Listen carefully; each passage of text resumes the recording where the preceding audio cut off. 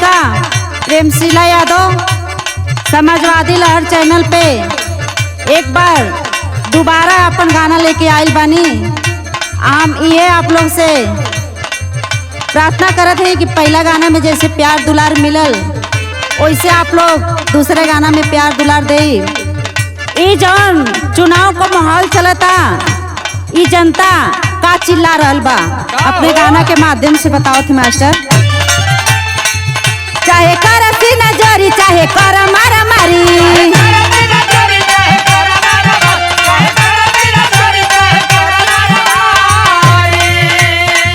चाहे कर सीना जोरी चाहे कर मारा मारी, तोहरा से केहू ना डरी। तब की साइकिल वाला झंडा निरहू के बंगला पर लहरी।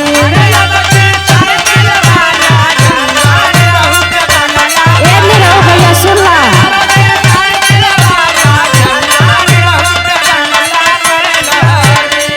चाहे कर सीना जोरी चाहे कर मारा मारी, तोहरा से केहू ना डरी। तब की साइकिल वाला झंडा निरहू के बंगला पर लहरी।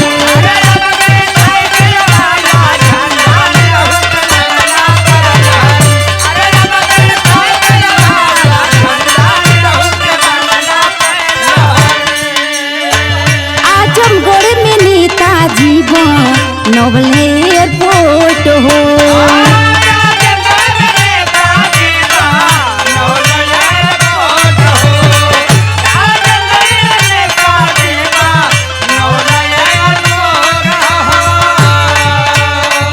काटी काटी फीता के तू मांगत बहरा वोट हो।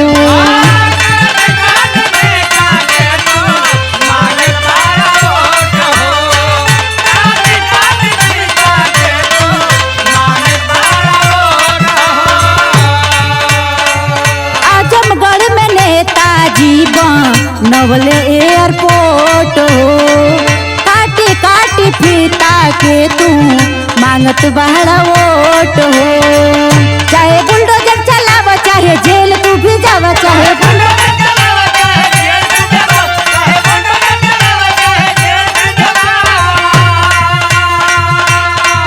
चाहे बुलडोजर चलाव चाहे जेल भेजावा, तोहरा से केहू ना हटी। तब की साइकिल वाला झंडा विरोधी के करे जा पर गड़ी।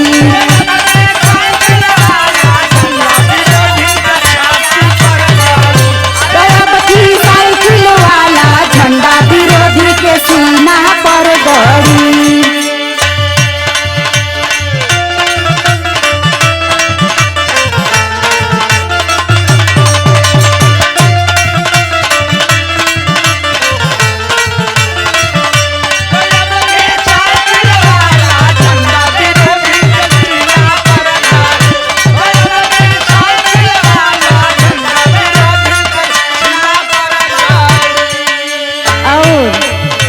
नेताजी तो एयरपोर्ट जौन बनवले रहना ओकरे बारे में हम बतावत ही जनता के। भैया अखिलेश लिप टाप बोट होइले,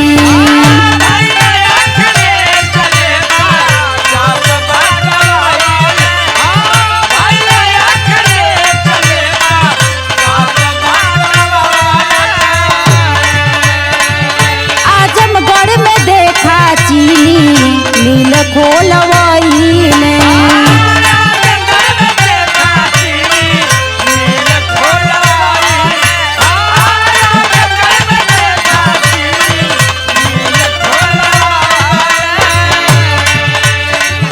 भैया अखिलेश लिप टाप बटवाइले, आजमगढ़ में देखा चीनी नील खोलवाइले। सिला करेली पुकार इनकर इहे बायला,